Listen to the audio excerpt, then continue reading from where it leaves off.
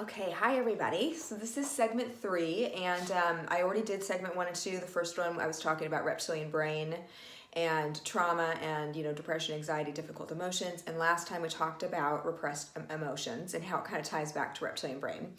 Today I'm going to talk a little bit about self-talk. I'm really like chomping at the bit to go into the relationships in reptilian brain because it's so important. And that's why I think that a lot of us kind of fail in relationships, or it's not failing, we learn, but I cannot wait to get to that. But I feel like I need to do the individual first before I can kind of talk a little bit more about relationships and couples. So that's coming. But so today we're going to talk about self-talk, all of the thoughts that are in our head and how that ties back to reptilian brain and repressed emotions. Okay, so let's just dive in. And I'm going to draw a picture of a head and shoulders. Ha, I'm not an artist. Okay, so I'm sure most of you guys remember those cartoons that we had when we were younger. And actually, I should probably draw that in black because you can't see that very well. So I'm going to outline that. But anyways, in cartoons where we had kind of the angel devil on one shoulder, right? On one shoulder we had the angel, on the other we had a devil. Okay, so I'm going to draw that. So just bear with me. It's figurative, kind of literal in some ways, but we'll talk about it. Okay, so first on one side we got the devil, right? Really what that means is we've got, it's the negative self-talk, okay? And again, let's label this whole thing self-talk. So on the one side, we've got the negative self-talk kind of coming in the form of a devil, which how could I forget the little horns? And on the other side, we have the angel, which is just positive self-talk, okay? So coming over to the negative, this is stuff like that we tell ourselves like, I'm no good. A really common one is I'm not enough. Words like, or phrases like, nobody likes me, I'm all alone, it'll never get better. And you're already probably keying into the always, never, nobody, right? So obviously tied to reptilian brain. It is reptilian brain, really, right? It'll never get better. And there's no use. And really just there's, you could almost just sum it up and there's no hope when you're over on this side and you're getting that negative input, right? That self-talk. So negative, so toxic. Everything's horrible. It'll always stay horrible. Again, reptilian brain, right? But these are the thoughts that go in our mind at all times. So that's the negative. Now over here, we have positive thoughts. Because by the way, there was some study where they said that we have like 1,000 thoughts per minute. We have thoughts going on in our mind constantly. And I think it's an interspersement of negative and positive. And we'll talk a little bit about what makes it so one rules over the other in a second. So positive self-talk are things like it'll get better, I'm enough. I like, I'm amazing at, and then just naming whatever your skill sets are, right? I have, there's people that love me. I have purpose. And, this will make me stronger. If it's, if you're going through something difficult, the reframe, this will make me stronger, right?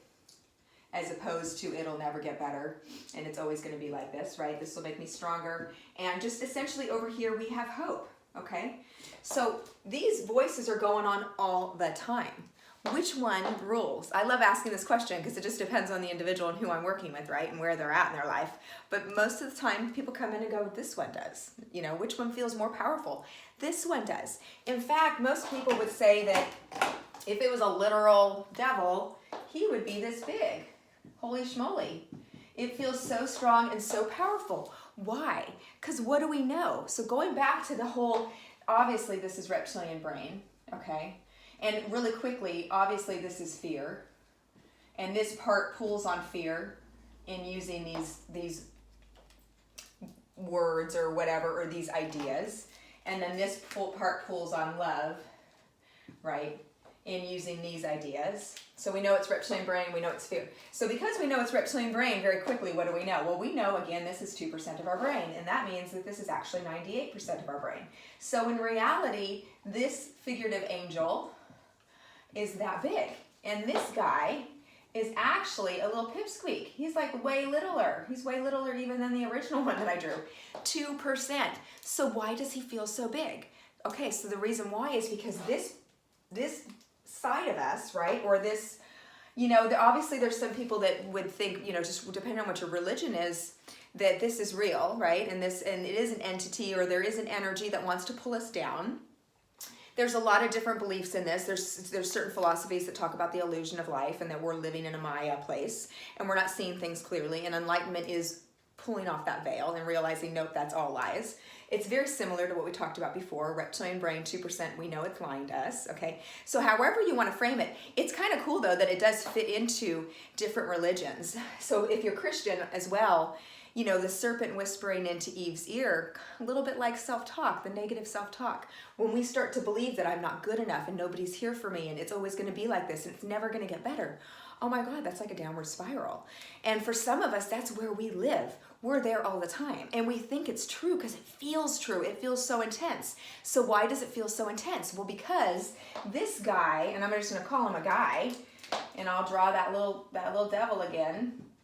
This side pulls on all of your repressed emotions, okay? So if you've got some trauma around being rejected when you were a child, and so you've got trauma around rejection, and that's a repressed emotion in here. And again, repressed emotion is energy, right? First law of thermodynamics is energy's never lost, it's only transferred. So if you don't let that emotion out at that moment in time when you were little, which most of the time we can't, and it's too big and we don't have the intellectual development to be able to process it, so we store it, but we store it so it stays there energetically. So you've got this energy bubbling in there, and so you've got a trauma around rejection. Well, that self-talk that nobody likes me and I'm not good enough, man, boy, it's bound by that. It feels real to you because that energy is still there. That's the only reason this part rules, okay? Because what I will say, and this is probably the most important piece, well, this is one of the important pieces, is it goes back to this Native American proverb, and it says, great chief, and I'm sure I'm going to massacre it, so if you've read it, just bear with me.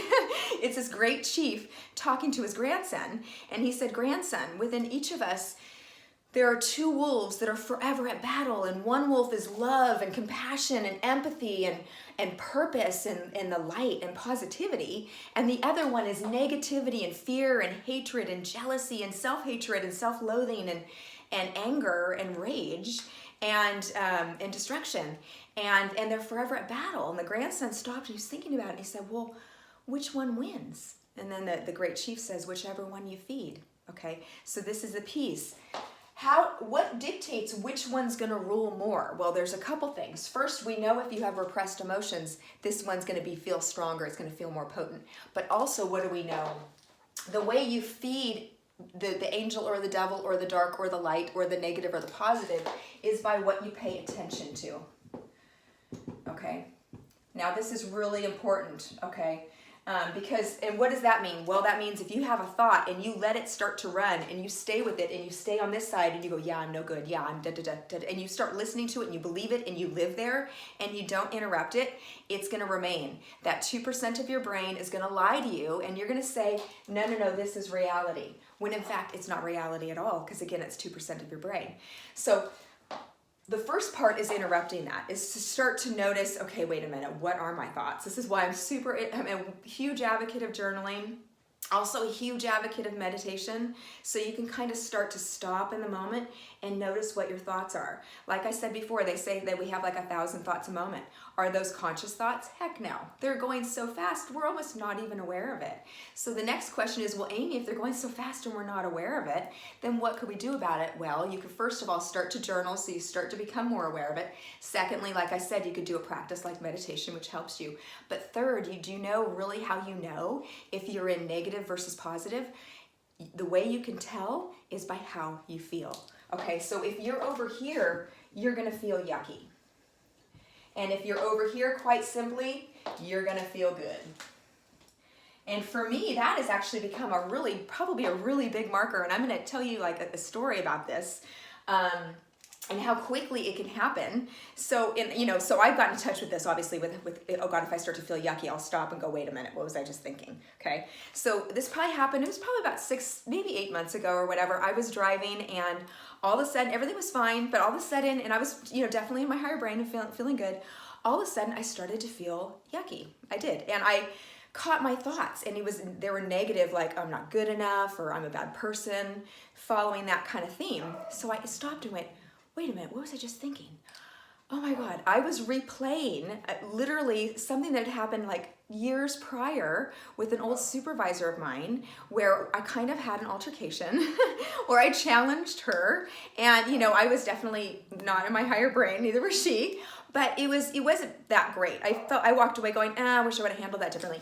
Anyways, I'm not even there anymore. I'm not even interacting with this person anymore. It's totally a memory. It's probably, maybe it was a little bit of a repressed one, right? So anyways, I'm driving, all of a sudden I feel yucky, and I'm like, what was I thinking? I was thinking about that. Why am I thinking about that? That is like ridiculous right now. So I interrupted it right away, and I went right to my I love list, going back to reptilian brain. I know one of the things I talked about, a quick way to get you in your higher brain, is to think about all the things that you love. Right away, I'm driving, and I was like, oh my gosh, I love the mountains. I love it when I connect with people. I love cuddling with my dogs. I love, I started going through all the different things and really feeling them. Immediately started to feel better. And then the rest of the day, I was out of it, but it was so quick to sneak up on me, okay? So, and it's really tricky, again, because if you're in depression or your anxiety, you're over here all the time.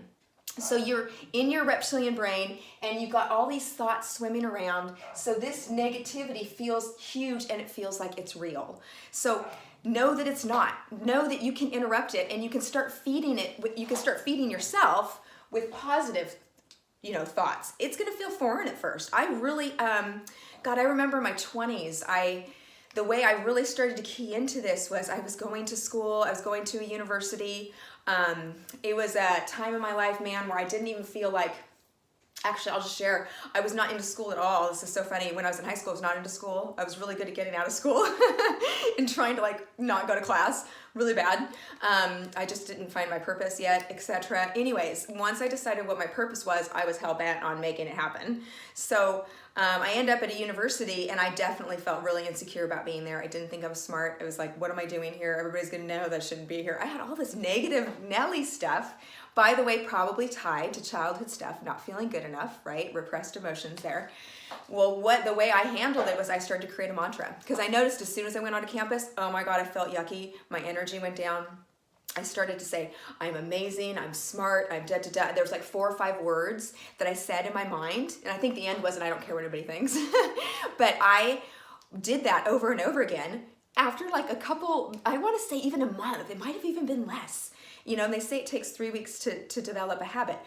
I would do it over and over again. As soon as I felt that awkwardness and, oh my gosh, I'm not supposed to be here, and all those negative thoughts would pop in, I would replace it. Because your mind can't think of more than one thing at once, okay? So that's really key to know. So if you're really intentional about creating like a positive mantra or positive self-talk that you'll just say over and over in your mind, you're interrupting all the negative.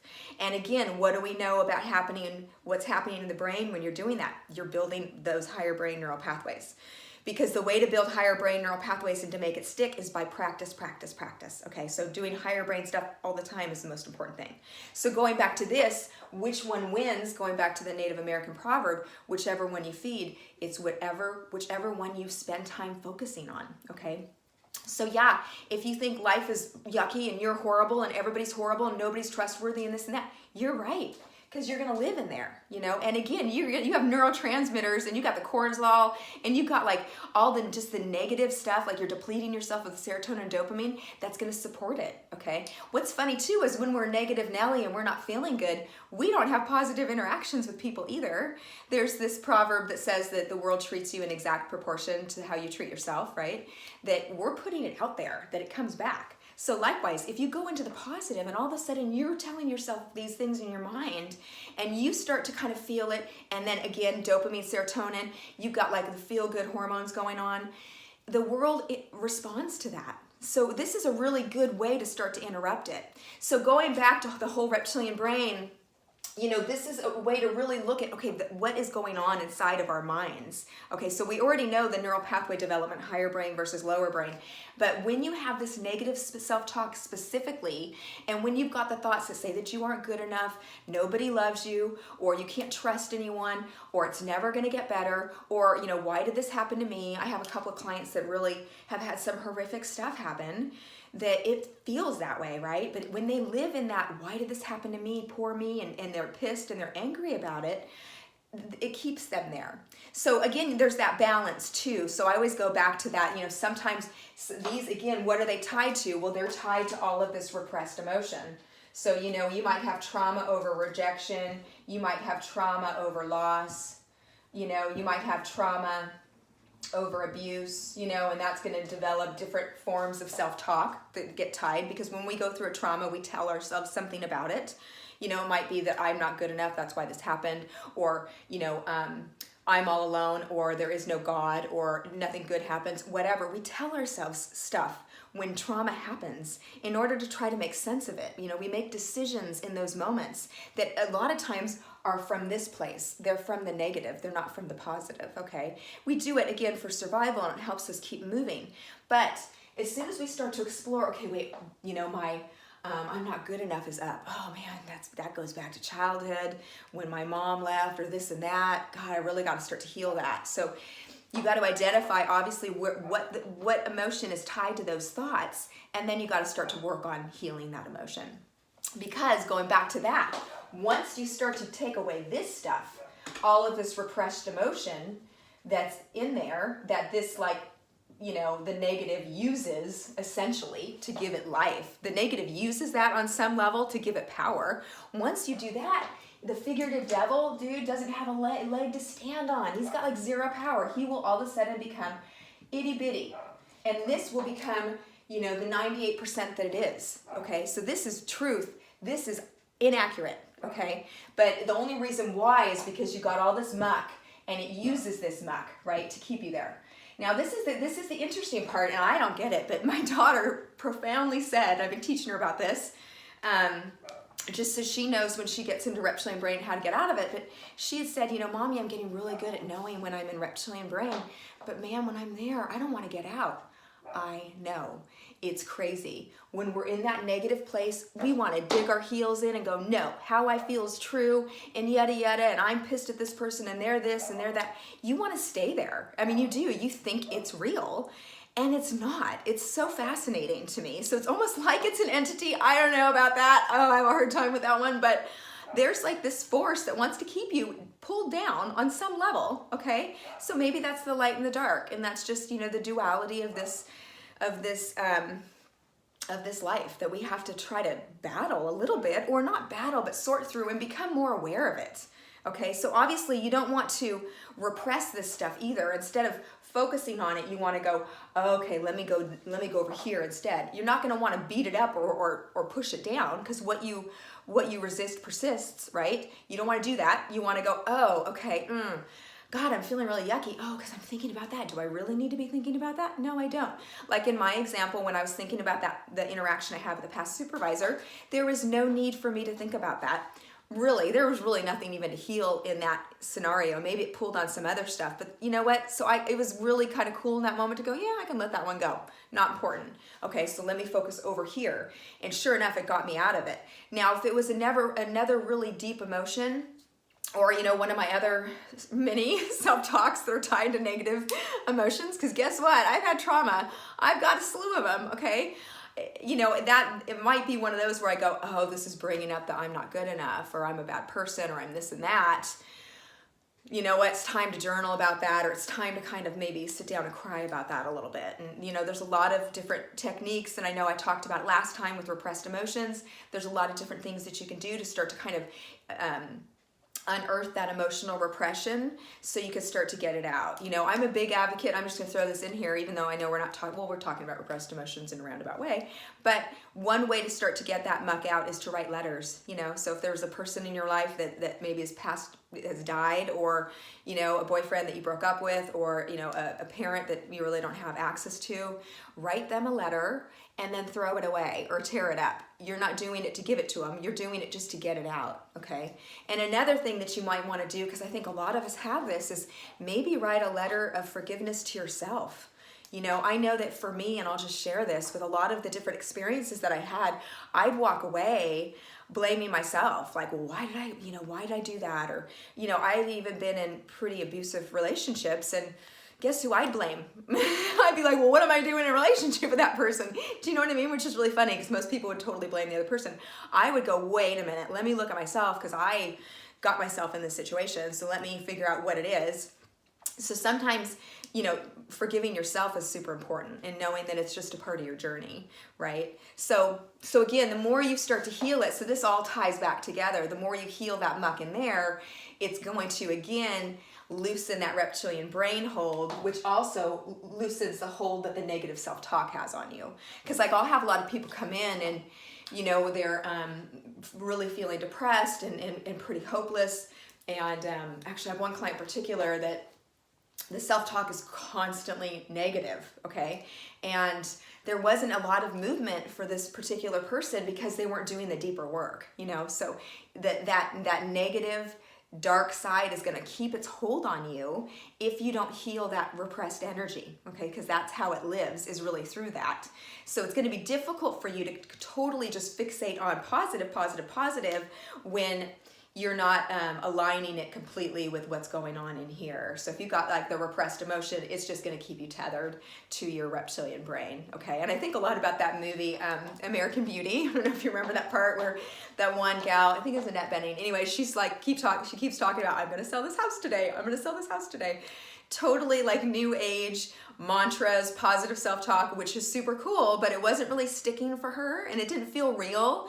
I think because she had all this other muck going on, and that she wasn't really making it authentic, right? So it has to be a balance, you know? So you got to stop and go, okay, wait, why am I thinking this? Oh man, my trauma around loss and rejection is up. Let me go do something with that, you know? And then it'll be easier again for you to get into the positive side of self-talk.